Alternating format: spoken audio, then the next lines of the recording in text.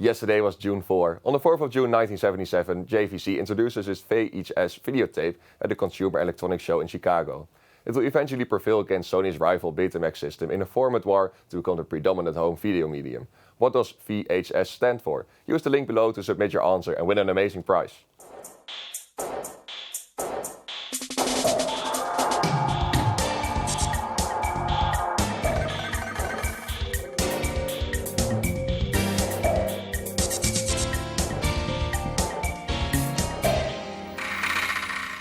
Welcome to a new episode of Smarter by the Second. And today I'm once again joined by Mike. Welcome, Mike. Hi. So last week you participated in sports and now you're going to continue because you used your lifelines very well. Yes. So what is your strategy now for this week? Because now you have the opportunity to go for the 7th and 8th round. It depends on the 5th and 6th round. I don't have as much lifelines and time as I would have hoped. If the 5th and 6th round go well, I will do it, and otherwise, maybe still, but then it won't be a smart decision to do so. I will see. Because I think you saved 80-something seconds last week, which will be added to your total if you decide to go for those final rounds. So last week you told us as well that you used to do football. What position were you in? At the end, midfielder. I used to be a defender, but when we played in the Kelderklasse, I was a midfielder, the one with a little bit of technique. But you're the Pirlo. Yes, the Pirlo, the Frenkie de Jong, of course. No, not really, but I like midfield usually in the center, but not as much attacking, but more distributing play. But as much as you can do that at the level I played at, of course. All right, nice. So let's just go to the 5th round.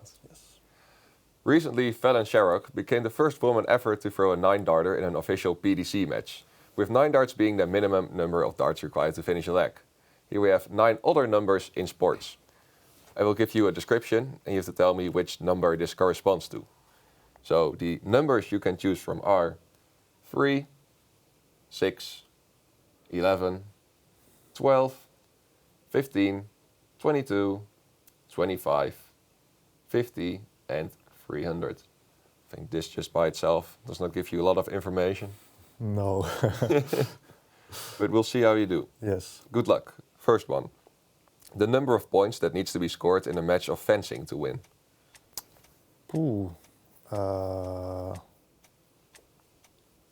15. Maximum number of rounds for a professional boxing match. Oh, that's boxing. I think 12. Length of an Olympic-sized swimming pool in meters. 25. Number of outs required to end an inning in baseball. 3. Number of points required to win one of the first 4 sets in volleyball. That's 25.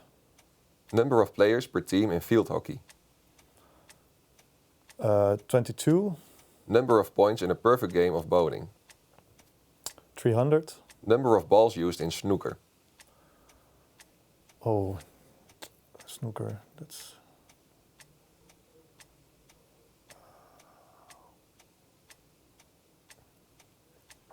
Let me think.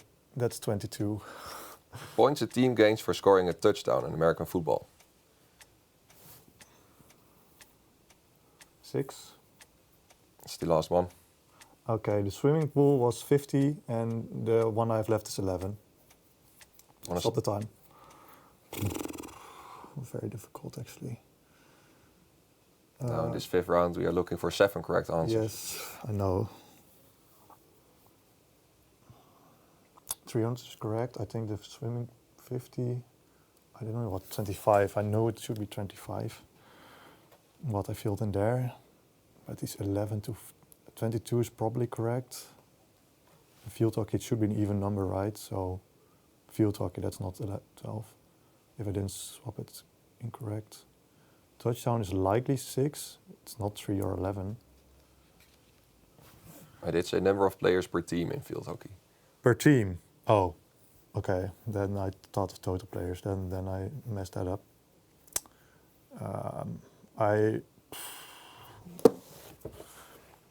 25, 50, 300 and 3 are correct. 6 likely. I will use 2 lifelines. So 2 lifelines, and you're left with 2 lifelines as well. Yeah, this was difficult. I'm not sure if it's enough, but I will use 2 because I need the other ones. All right, then we'll see if you'll make it to round 6 with these. First one, the number of points that needs to be scored in a match of fencing to win, that is 15. Okay. So well done.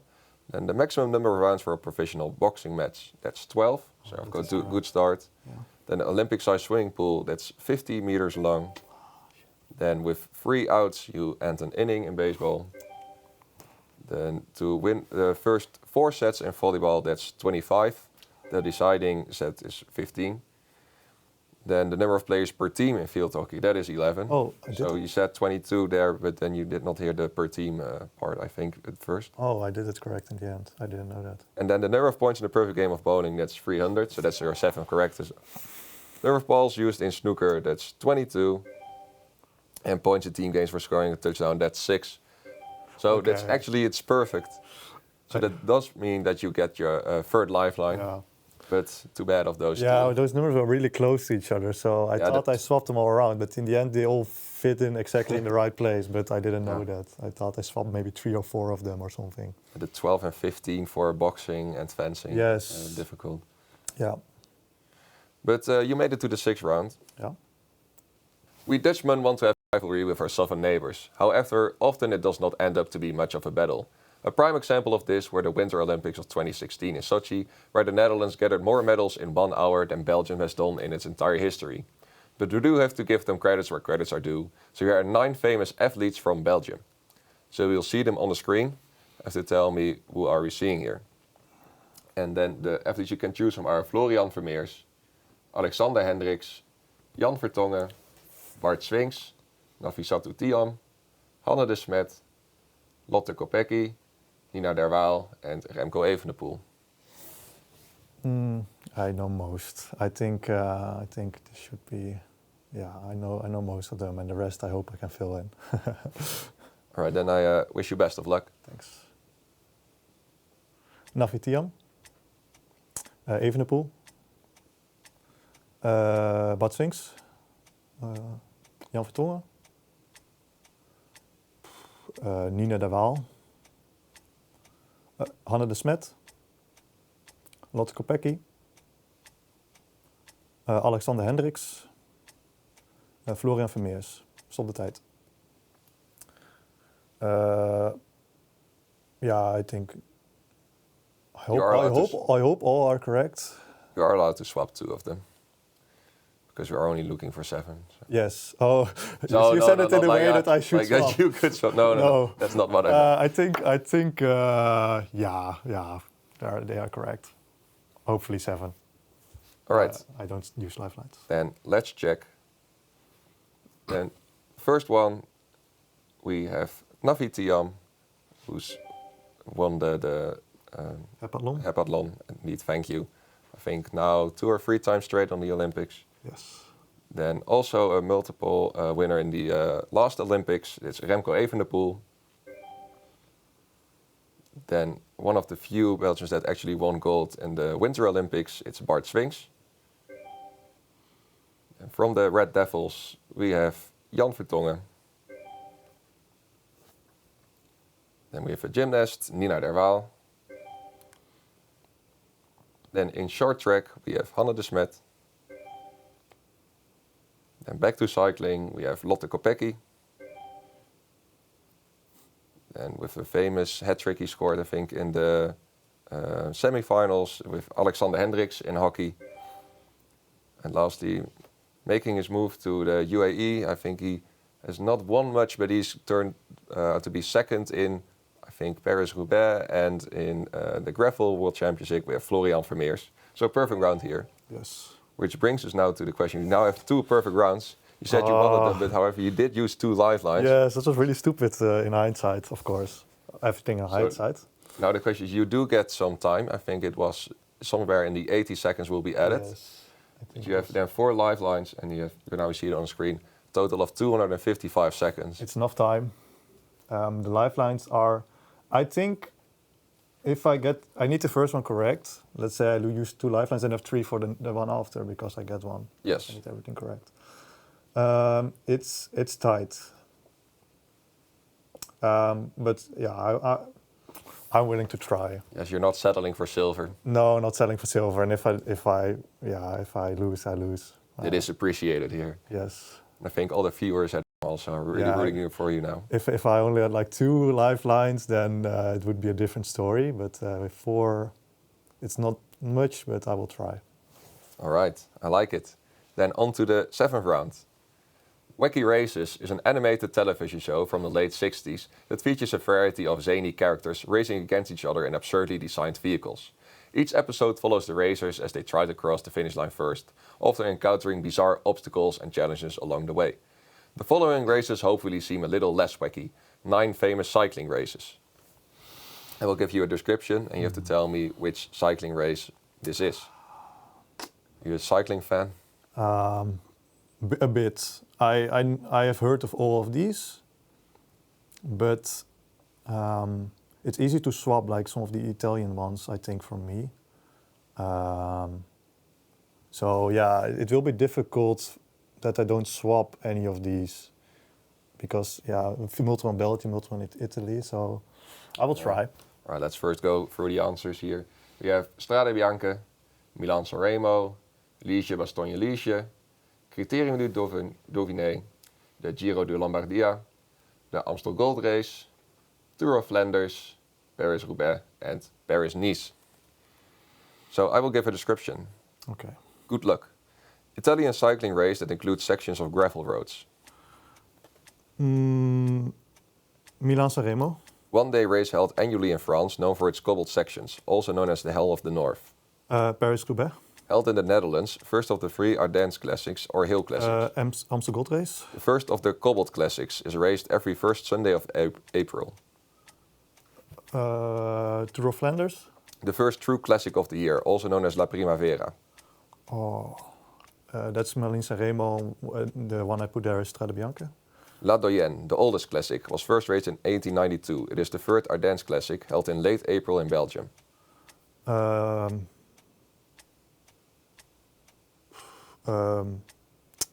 Liège-Bastogne-Liège.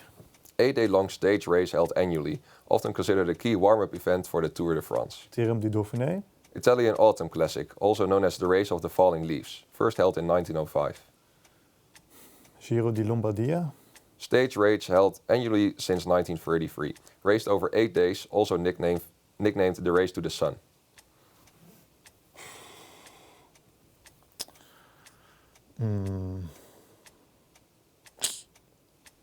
Race to the Sun.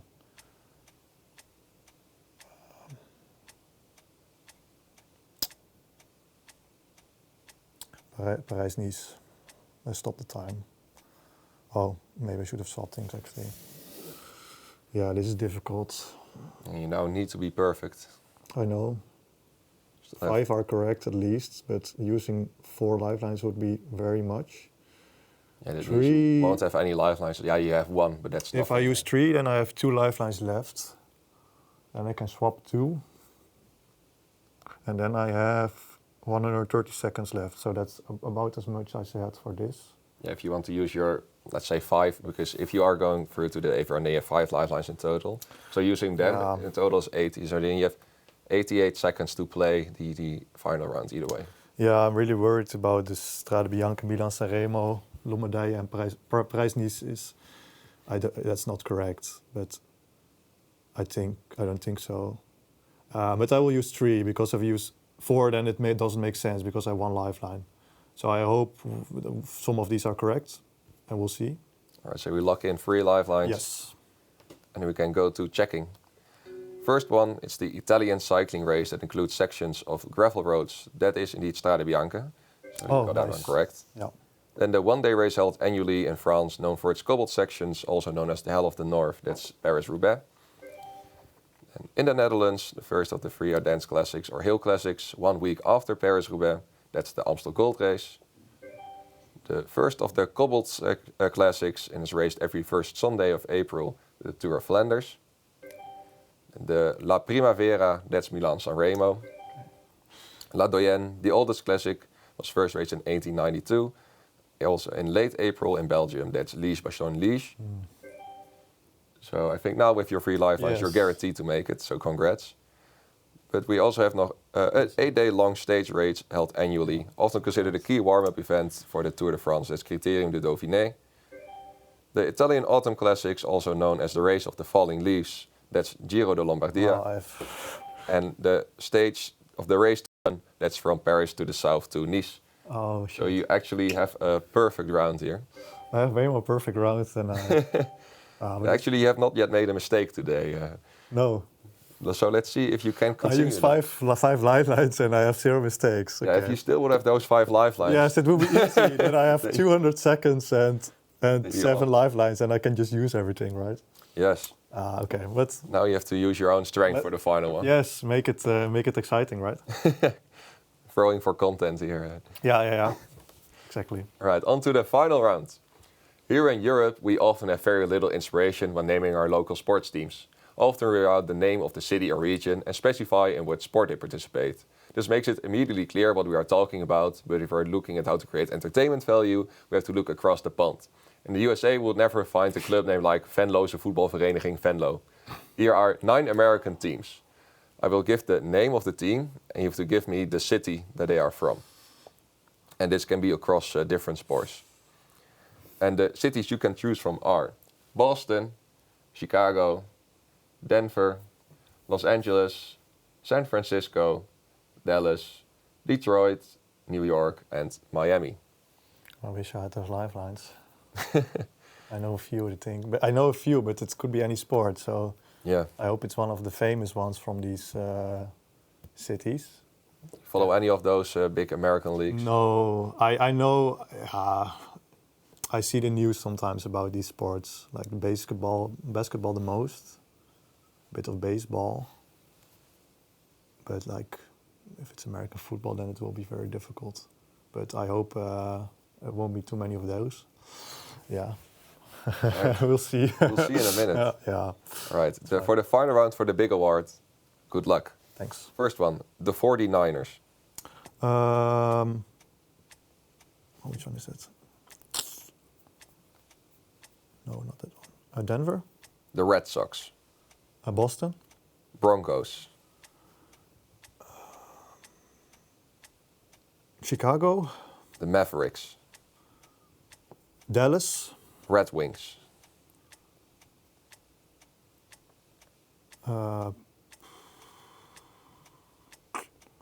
Denver. Clippers. San Francisco. The White Sox. Detroit. The Dolphins. Miami. And the Mets. New York. Phil in Los Angeles. Stop the time. Yeah, this is not it. I think I only have 4 or 5, but I will use the 2 lifelines. I really screwed up with those other rounds, I think, but we'll see. Yeah, if you have 7 lifelines here, then it would be easy, I think. Well, still, it was very difficult teams. Miami is correct. I hoped for the Yankees, but why don't you give the Yankees or I like Miami Heat, or the Red Sox from Boston are correct.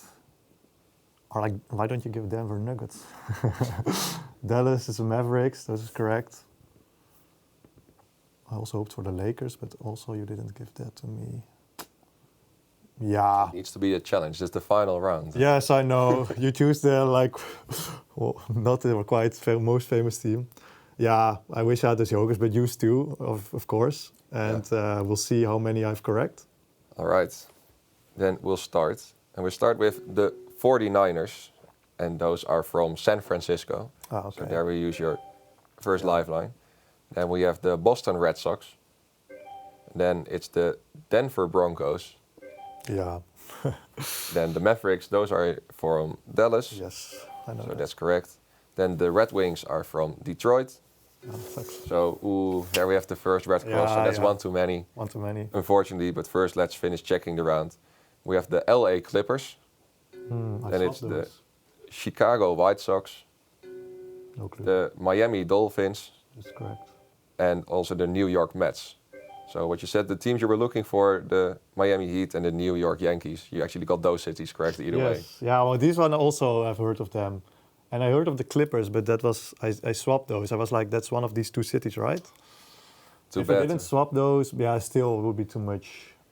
Yeah, I should have not used so many lifelines. It's a really stupid play. You underestimated yourself. Yes, yeah. When you watch this on TV, it's like everyone says, "Oh, don't you?" You're like, "Why are you using the lifelines? You have everything correct." And then when you do it yourself, it's the same thing. Yeah, you start doubting yourself when you're in the hot seat. Yeah, but it's also sometimes for a few of these rounds, I just didn't know, so I got them correct. But yeah, you were if I swapped, it's lucky, right? Yeah. Yeah, it's fine. Well, I still have the participation award Thanks. for you, and thanks for participating. Thank you. It was a pleasure to have you here on the show, and we will be back with our next contestant. But first we go to a break for the commercials, namely a commercial for our own committee. We from Our Quiz are looking for new members. So are you enjoying this season of Smarter by the Second? And do you want to make the next season possible? And are you a fan of our other activities, not our quiz related? Then please contact one of us, or you can contact the committee at abacus@abacus.utwente.nl. And we hope to see you here soon as well. And now with me in the studio here is Wessel. Welcome, Wessel. Thank you. How are you doing? Yeah, quite well. The nerves are starting to get back now. Now they're starting, so. Well, I hope those nerves help you out here. This is actually the second time that you're participating here, because in season 2, when you're a candidate member, you also participated, and then in the category of science. Yes. But you did not manage to get the win there. No, something with a cheetah and a Lamborghini or something. Yes. It's the speed of animals it was that killed you there. But now you are back, and with a brand new category. It's recent history. Yeah. So why did you pick this new category? Well, I wanted to do a different category from science because I thought, let's do something new. So I think I picked multiple categories, and then Lavinia told me you're doing recent history, so. Yeah, because we of course are anxious to present this to the viewers. Makes sense. You are the only one up for the challenge. Yeah. So we are happy, very happy that you are willing to do this. So did you prepare anything different now to see if you now manage to get a gold medal? Well, I did read the newspaper this morning, so. This morning. Yeah. So if it's very recent history, we all create the rounds this morning, then it works. then I'm here. Then I will be there. We'll see if we actually do some preparation for these days or not. And let's find out in the first round. Esperanto is a constructed language made in 1887 by L.L. Zamenhof. Its intention was to be used as a universal second language, but as of today it is not recognized by any country as an official language, and has only 30,000 to 180,000 speakers. Here are 9 countries and their official languages. I will give you the languages, and you have to tell me which country has these as their official languages. Okay. So the countries that you can choose from are Pakistan, Singapore, Bolivia, Switzerland, Belgium, Lebanon, Canada, South Africa, and Paraguay. Was this a bit what you were expecting when you were signing up for this category? I wasn't sure at all what it was going to be, so I think this should be fine, but I think I see 3 countries which have French as one of their languages, so that's interesting. Yeah, so I will name all of them for Okay, every country. I will name all of the languages. That makes sense. All right. Best of luck. First one, English and French. Canada. Spanish and Guarani. Bolivia. Spanish, Quechua and Aymara. Paraguay. Dutch, French and German. Belgium. Arabic, French and English. Lebanon. Malay, Mandarin, Chinese, Tamil and English. Singapore. Afrikaans, English, Zulu, Xhosa and 7 others. South Africa. Urdu and English. Pakistan. German, French, Italian and Romansh. Switzerland. And stop the time. So are there 5 correct, or do you want to use any of your lifelines? Switzerland, Belgium, Canada, South Africa. Yeah, I think I should have like 6 at least, so it's fine. It's fine. Like no worries here. Yes. All right, then we can go straight to checking. First one, that was English and French, and that is Canada. Then we have Spanish and Guarani, that is Paraguay, so not Bolivia. Yeah. Next up, that was Spanish, Quichua and Aymara, that is Bolivia. So you switch those two around. Yeah. Dutch, French and German, then we are in Belgium. Arabic, French and English, that's Lebanon. In Singapore they speak English, Tamil, Mandarin Chinese and Malay. Then we have Afrikaans, English, Zulu, Xhosa and even 7 others. That's in South Africa. So that's also your 5th correct answer, congrats. Yes, nice. Urdu and English, that's what they speak in Pakistan. And lastly, German, French, Italian and Romansh, that is in Switzerland. So only 2 of them swapped and we can go on to round number 2. In 1981, Chic released the album Take It Off, including the song Your Love Is Cancelled, which compares the breakup to the cancellation of a TV show. The song was inspired by a bad date Nile Rodgers, the writer of the song, once had. He expected that his date would misuse his celebrity status on her behalf.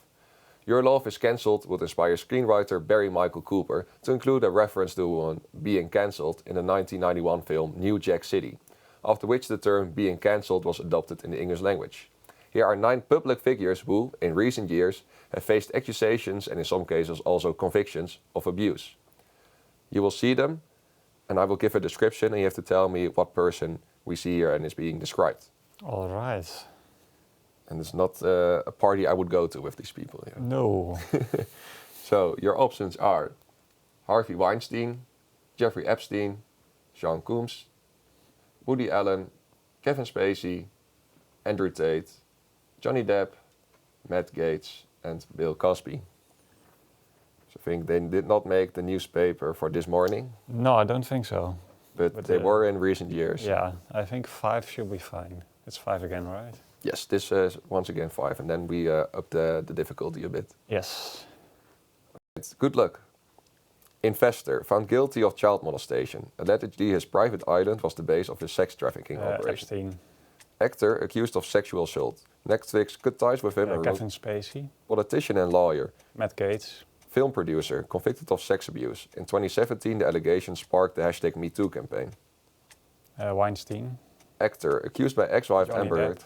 Rapper repeatedly accused of abuse and sexual misconduct, also known as P. Sean Diddy. Combs. Actor accused by over 60 women of sexual abuse, once known as America's Dad, but the allegations have since diminished his status as a pop culture icon. Bill Cosby.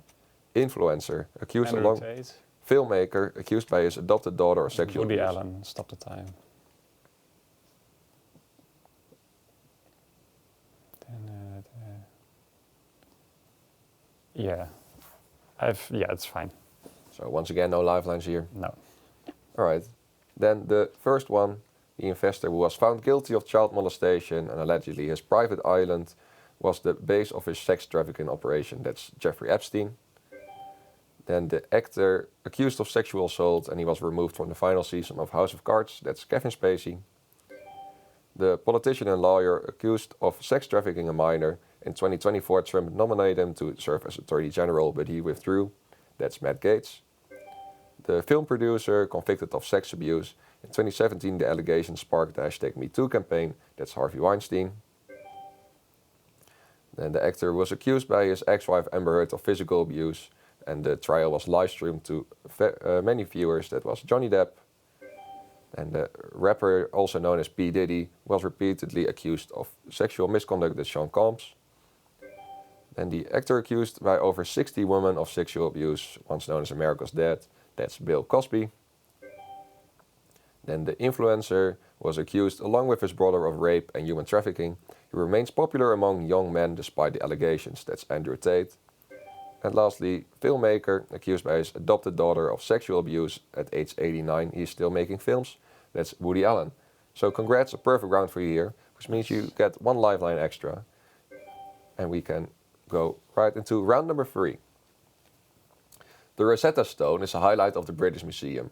Discovered in Egypt, it features a single decree from 196 BC, written in 3 scripts: Ancient Egyptian, both hieroglyphs and demotic, and Ancient Greek.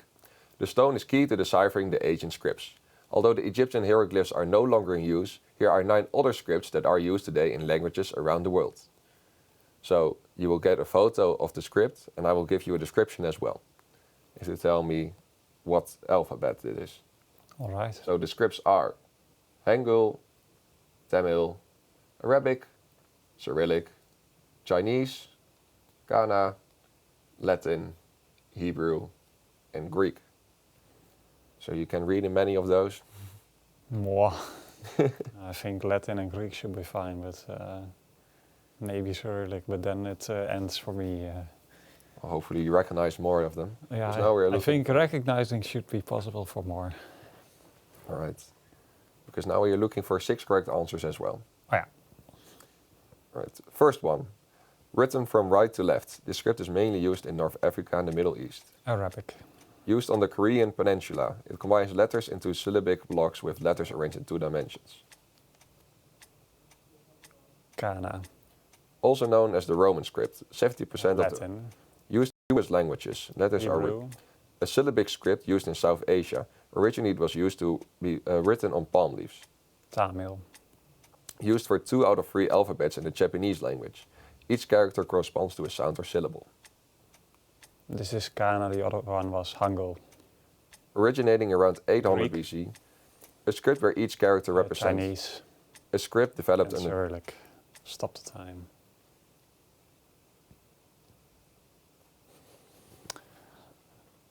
Six, right? yes. Yeah, 6 definitely. And then the other 3, I've got no clue, so let's see. But 6 is enough. Yes. All right, then the first one. This one is written from right to left and is mainly used in North Africa and the Middle East. That's Arabic. Then on the Korean peninsula, it combines letters into syllabic blocks with letters arranged in 2 dimensions. You first said Kana and then you corrected it to Hangul, which is the correct answer, so very well done. And also known as the Roman script, 70% of the world's population uses it. That is the Latin alphabet, very familiar of course. Used for Jewish languages, letters are written from right to left. Most of the Bible is written in script, that's Hebrew. Then in South Asia, it was originally written on palm leaves, that's Tamil. And then 2 out of 3 alphabets in the Japanese language, that is Kana. Then originating around 800 BC, that's not very recent history, but it's still in use. And it's the ancestor of many modern scripts. Its symbols are frequently used in mathematics and other sciences, that's Greek. And the script where each character represents a morpheme or word.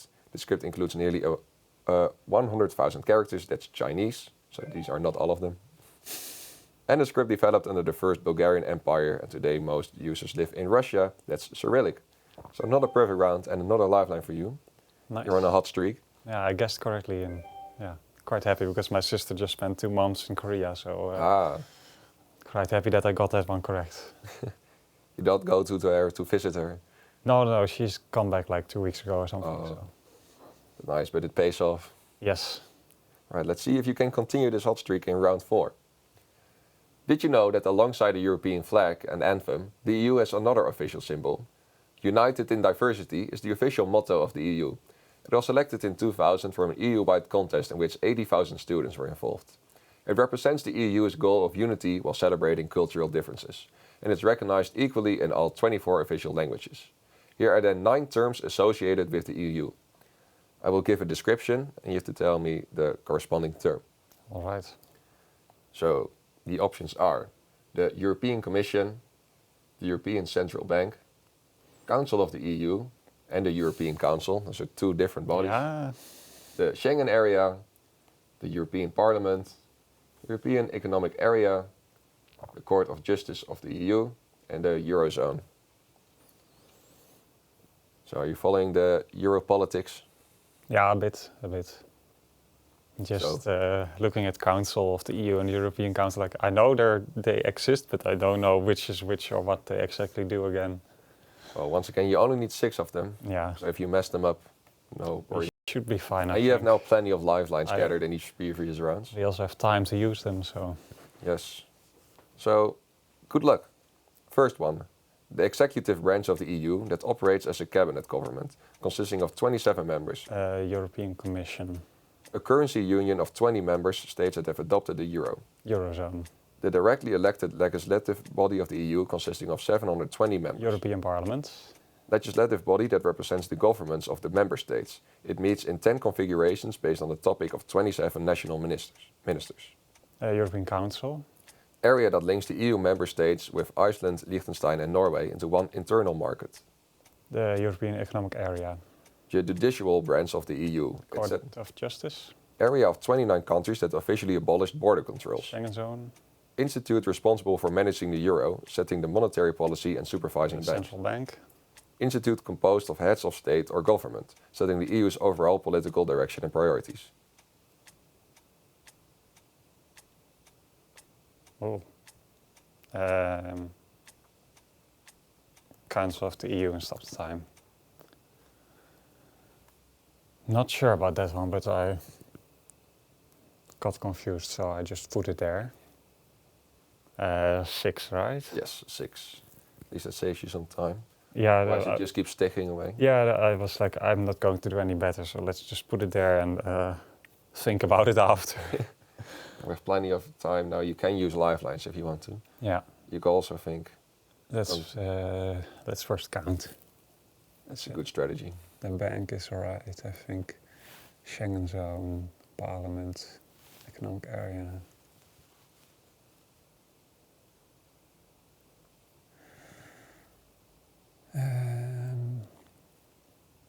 Yeah.